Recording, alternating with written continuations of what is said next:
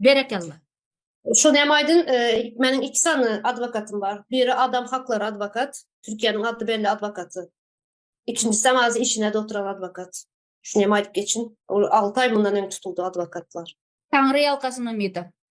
Şeyde Sana devam edip dururuz hareketlerimizi. sağ ol. Gözüne kovu Sağ ol. seret.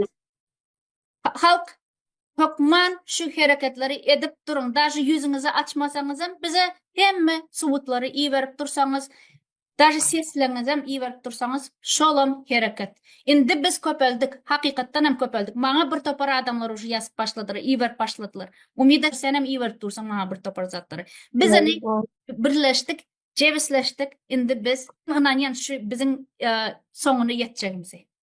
Şunu bir zat koşun alamulalar dedin ya yana. Bir vakit Tamam. yadına düşüp koşulalı birleşeli diye yine bize birleşip başladık. Yine Allah. bunun yanında birleşmeli. Qaytan bular bizi çındanan birleştirdiler, cevisleştirdiler. Mahtumuluyun aytışı yalı.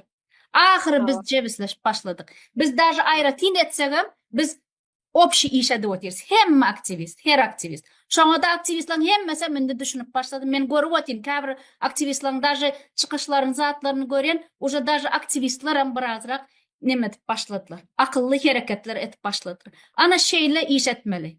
Biri birine seretmeni, zat etmeni, prosta öz, her gaysam öz işini etmeli. Ene şonunu biz bir neme yeteriz. Biz utarız, biz yeňeriz. Nesibeden. Aramızda da Tanrı var. Yendik bize Rujuçema. Yendik. Sağ ol. Sağ ol.